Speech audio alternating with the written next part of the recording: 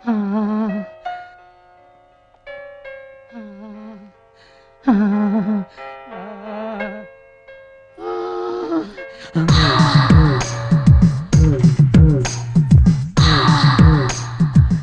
నాకు వంటింట్లో ఊపిరి ఆడడం లేదు. మీరేమో అస్తమానం కాఫీ టీ తీసుకోండి. మణి అబ్బా ఉండండి, అవతల నాకు పనుంది. యువతల నాకు పనుంది. అవతల నీళ్లు మరిగిపోతున్నాయి. ఇక్కడ నా ఒళ్ళు మరిగిపోతుంది. కూర్చో చెబుతా. సంతకం అడిగేటప్పుడు ఎవరు కంగారు పడకండి. ఏం కాదులేరా, పసిగట్టేస్తాడు. ఇప్పటికి మన పెళ్ళై 10 ఏళ్ళు. ప్రతిసారి ఏదో ఒక సాగు చెప్పి మన శోభనం వాయిదా వేస్తూ వచ్చావు. ఇవాళ అటు ఇటు తేలిపోతుంది. వద్దండి. రే శాస్త్రి రారా. ఏమండి, ఎవరు తలుపు కొడుతున్నట్టున్నారండి? ఇది మాత్రం బాగానే పడుతుంది. ఓపో వంటిట్లో పోయి కుంభాలు వండు. అలాగేనండి.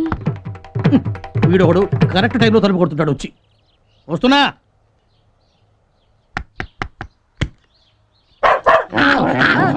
ఏంట్రా ఏంట్రా ఏంట్రా ఏం చేస్తున్నారు కిటికీ దగ్గర? నమస్కారం సార్. నమస్కారం సార్. సార్ మీకు ఇంకా అది కాలేదా సార్? అంతా విన్నావా సార్? ఇందాకే జ్యోతిలక్ష్మి మేడం కలిసాను సార్. ఆమె మిమ్మల్ని అడిగింది సార్. జ్యోతిలక్ష్మి మేడం తో మీ లవ్ స్టోరీ తప్పు కాదని ఇప్పుడు అర్థమవుతుంది. చిన్నగా మాట్లాడారు, పరుగు తీసేలాగున్నావు. సరే ఇంతకీ మీరు ఎందుకు వచ్చారు ఇప్పుడు? ఎగ్జామ్స్ తర్వాత అసలు మిమ్మల్ని కలలే కదా. మిమ్మల్ని ఒకసారి పలకరించి ఆటోగ్రాఫ్ తీసుకుందామని వచ్చాను sir. Good boys good boys. Madam autograph పక్కన మీ ఆటోగ్రాఫ్ చాలా బాగుంటుంది సార్. తీసుకోండి సార్. సార్ ఆహా, ఇక్కడ కూడా ఒకటి పెట్టండి, మిగతా మ్యాటర్ మేము చూసుకుంటాం. Thanks sir. జ్యోతిలక్ష్మి మేడం కి ఏమని చెప్పాలి సార్? ఏదో ఒకటి అనండి. ఏమండి ఏమిటి ఇలా వచ్చారు? నా కోసమా? నాతో పందెం గాయడానికి మీరు రెడీ అయితే మీకోసమే అనుకోండి. ఏమిటి బావా మళ్ళీ ఏదో పందెం అంటున్నావు? ఈసారి వేసే పందెం భాష గురించి కాబట్టి వదిన గారికి వేస్తాను. నేను పండితురాలిని కాబట్టి నాతో పందెం వేసి తన భాషా జ్ఞానాన్ని పెంచుకోవడానికి వచ్చినట్టున్నాడు కదా?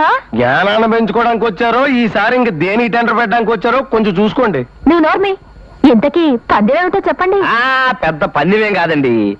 మీ అక్కగారు ఓడిపోతే నెలకి 3 కేజీలు చొప్పున 3 నెలలు నాకు బియ్యం ఇవ్వాలి. అమ్మా ఈసారి బియ్యాన్ని పెట్టేశారంటే టెండర్ పెడితే మాత్రం నేను ఓడిపోతానా? నువ్వు అడుగు బావా. అలా అన్నారు బాగుంది.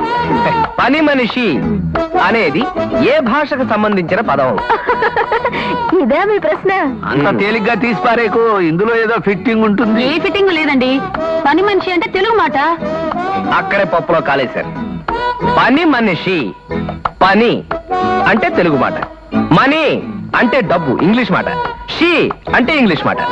పని చేసి మనీ తీసుకునే షీ పని మనిషి అంటే ఇందులో ఒక తెలుగు మాట 2 ఇంగ్లీష్ మాటలు ఉన్నాయన్నమాట. అది లెక్క. ఈసారి కూడా కొట్టేసావు కదయ్యా. అయితే 3 కేజీల బియ్యం. 3 కేజీల బియ్యం పట్టుకొని రెడీగా ఉన్నాను, పంపించండి సార్. ఏదో ఎలా పోయి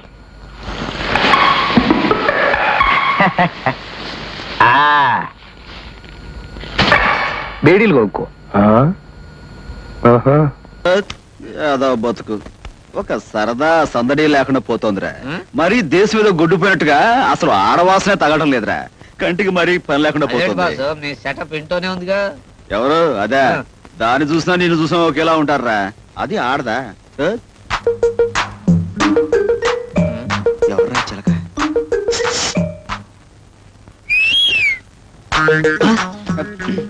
ఇక మనకేసా చాలే ఇటు వచ్చేస్తుందా?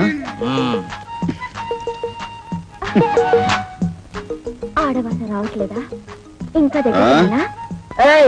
ఇందాక ఏమిటి కూర్చున్నా? వాడికి నాకు తేడా లేదంటావా? ఏంటే నువ్వు నిచ్చాను ఏదో గుళ్ళో పోలేడా ఉన్నావు. అదిగో బక్క.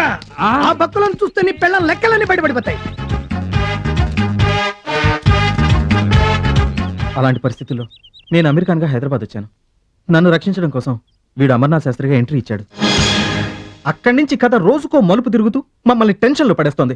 యాల్లా, ఈ కథకి ఎలా ముగింపు ఇవ్వాలా అని రోజు మేము పీక్కోలేక లాక్కోలేక చస్తున్నాం. ఈ టైంలో నువ్వేమో మా వెంట పడుతున్నావు. పోనీ ఆగి నీకు నిజం చెప్దామా అంటే మా గుట్టు బయట పడుతుంది. అందుకే నువ్వు కనిపిస్తే చాలు మేము పరుగు పరుగు. అర్జెంటుగా ఎక్కాలి, లుక్కాలి. ఎలా? ఇలా అయ్యరు ఈ 100 నీదాగా? నాదే. పొద్దుటే ఇక్కడ దాచా. అయ్యో ఒరే చచ్చాను రోయ్, అయ్యో అమ్మో. ఈ రహస్యాన్ని ఎవరికీ చెప్పకుండా నా కడుపులోనే దాచుకుంటాను మాస్టారు.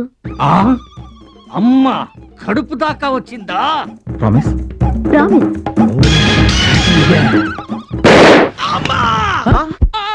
నేను చేయలేదు. నువ్వు నోరు పోయి రాలుచ్చా. ఏమండి? ఏమండి ఆగండి. కోకిల నీకు మిస్ అయిన బుల్లెట్ వీడి తగిలింది. పద, హాస్పిటల్ తీసుకెళ్దాం. సార్ స్లోగా, స్లోగా.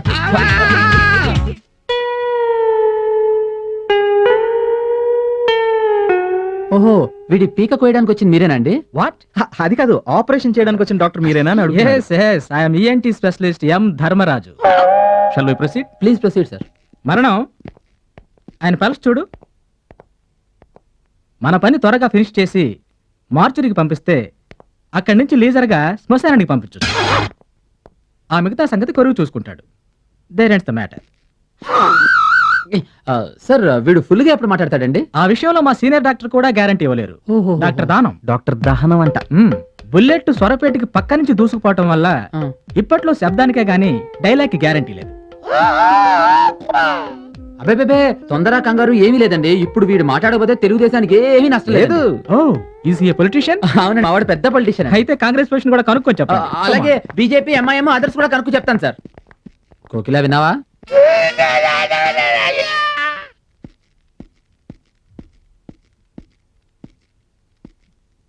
నమస్తే సార్. ఏంటిదంతా? నిన్ను సస్పెండ్ చేశాను, అయినా నా కాంపౌండ్ లో ఉండి ఇంత రగడ చేశావు. విషయం పోలీసుల దాకా వెళ్ళింది. నీకు ఆ మిలిటరీకి ఏంటి గొడవ?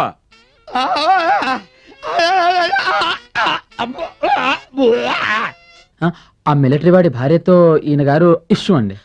దాంతో వారు రెచ్చిపోయి వీరిని డిష్ అండి. చచ్చా, నేను చెప్తాను. అవును సార్, మేమే తీసుకొచ్చాను. అవునండి. పక్కింటి ఆడపిల్ల మనకు చెల్లితో సమానమని 5 ఏళ్ల కిందట అనసూయమ్మ విషయంలోనే చెప్పాను. అయినా నీ బుద్ధి బురదలోనే ఉంది. నిన్ను ఛ! నేను చెప్తాను పడుకో. నాకు అర్థమైంది, మొత్తం టోటల్ అర్థమైపోయింది నాకు. నేను చెప్తాను, ఎక్స్ప్లెయిన్ చేస్తాను. ఆ తప్పు చేశాను, పొరపాటు అయిపోయింది, ఇంకా జీవితంలో ఇంకెప్పుడు ఇలాంటి పొరపాటు చేయను అంటున్నారు సార్. అయ్యో మీరు కష్టపడకండి. ఇంకా అవన్నీ మేము చెప్తే చెప్తాంగా, బాగుండదు. మేము చెప్తాము. మ్యాటరు పోలీసుల దాకా వెళ్లకుండా చూసుకోమని ఏడుస్తున్నాడు. అవును సార్, అదే అంటున్నారు సార్. సమజ్గా వీళ్ళ మంచితనం వల్ల వదిలిపెడుతున్నా. మళ్ళీ ఏ జన్మలోనూ నువ్వు నాకు కనిపించకు. యాద్రకు. లేదురా, ఇంకా finish అవ్వలేదు. నువ్వు పడుకో. నేను ఇంకా సర్నాశనం చేయాలి. నేను పర్సనల్ గా ఫోన్ చేస్తా. పడుకోరా, నిన్ను నేను చంపుతాగా.